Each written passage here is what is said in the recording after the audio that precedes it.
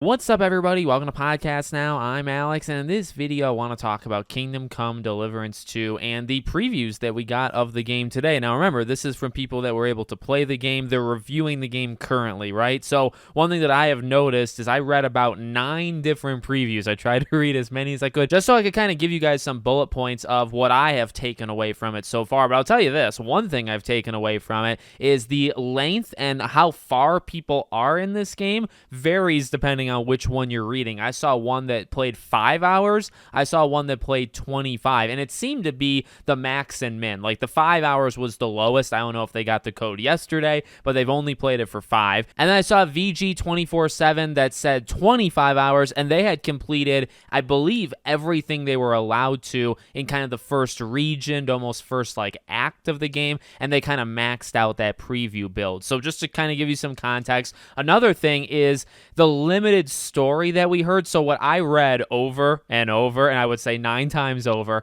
was the opening of the game, right? Basically, you lose everything, you are unrecognizable, and because of your, like, what people perceive you as, you are knocked down several levels, and, you know, certain traits have been dropped from you, certain perks have been dropped from you, and, you know, the follow-up part of the game is about kind of earning that stuff back. So that's kind of the reset, is that you kind of fall off your horse, so to speak, maybe even literally, and you lose that, okay, well, I'm a knight, or I'm so powerful, people look at me, and I have kind of all these abilities. You lose that in the very beginning after, I think, 3-4 hours, because they I saw multiple times they talk about the first 3-4 hours of the game is simply a tutorial. It walks you through every system that you need to know, and then it kind of opens up from there. So that's another thing just to keep in mind when we're playing this game. It's going to take 3-4 hours to get into the base game.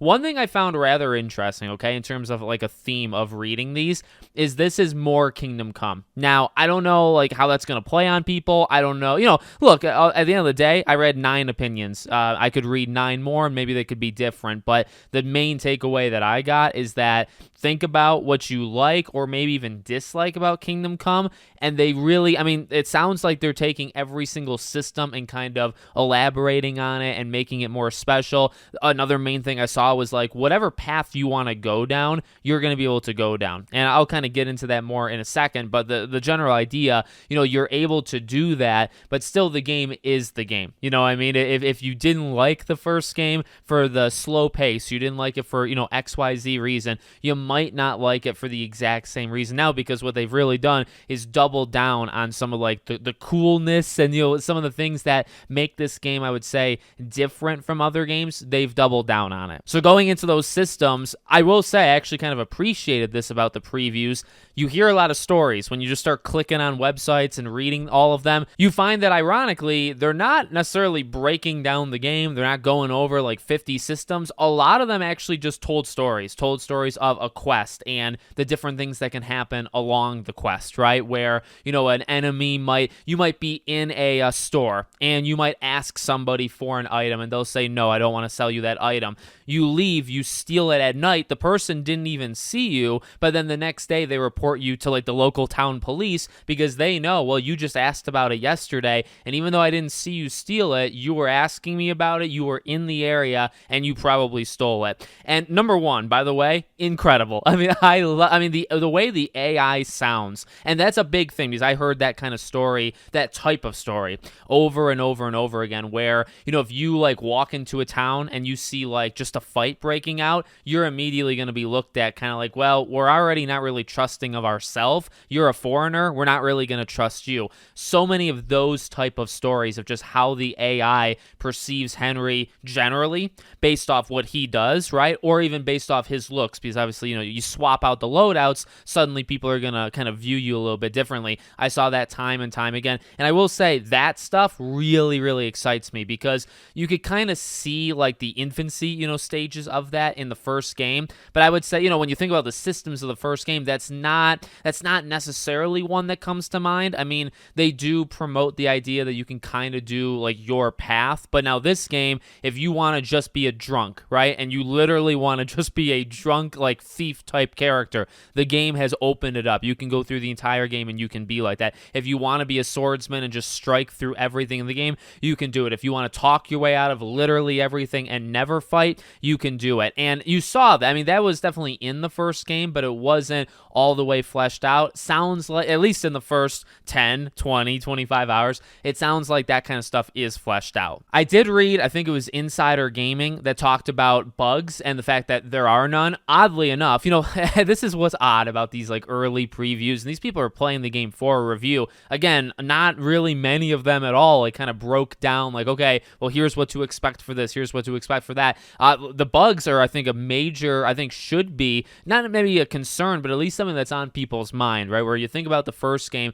it took a while to get that game where it needed to be, and it's only gotten worse. Not for the game, but like for the gaming industry. You see games that aren't fixed 2, 3, 4 months in, right? So you would think, okay, well, that would be something that a lot of previews talk about. I saw 1 out of 9 that even mentioned bugs in the first place. But for what it's worth, I believe Insider Gaming said they were playing on PC using a controller, and they were playing on 1440p, I believe they said, and there was no bugs. No bugs. It was running smooth, all that jazz. That's very good to hear. That's something that I predicted, because it's like, well, you're letting all these people play it early, and a month early. If the game was a buggy mess, especially now that you're opening it up for impressions and previews, if it's terrible, the game doesn't run well, these people are going to rat you out pretty quickly. So maybe it's a good thing. Maybe these sites that didn't even mention it, maybe that's just like, well, I didn't experience anything, so why should I even mention it? I suppose that's fair, right? We'll have to see kind of at the end of the day with the reviews, what people say. But I'm liking it. I'm liking pretty much, I'll tell you this though, okay?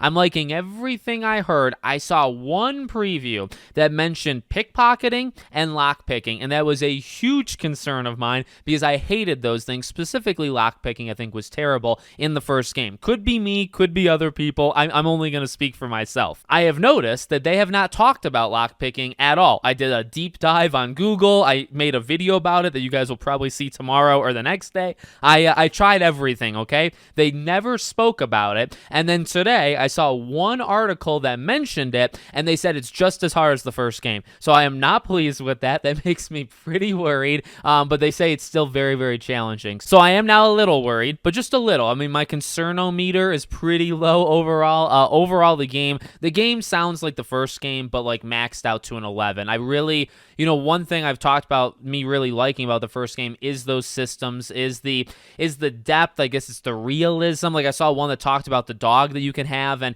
if you sleep with it, like out in the wilderness, it gives you a comfort bonus because basically like you almost like put your head on it, and it's like just those kind of deeper type, like random but also deep like systems you just don't see often. So actually you don't see at all. Let me like correct myself there. And that just, I think, makes this game very, very special, or at least it sounds very special, but we know based off the first game like how special the series can be, right? So I don't know, I'm still excited for it. It sounds like the first game but better and kind of more refined, which I guess is kind of what a sequel is supposed to be in the first place. So I'm impressed so far. We'll see when reviews drop. Nobody has said anything. I imagine maybe we have to wait another 2 or so weeks, but I'll let you guys know if I see anything, and we'll report back on the channel. Let me know what you think in the comments. Make sure, as always, you're subscribed to the channel, bell icon turned on, and I hope to see you all on the next one.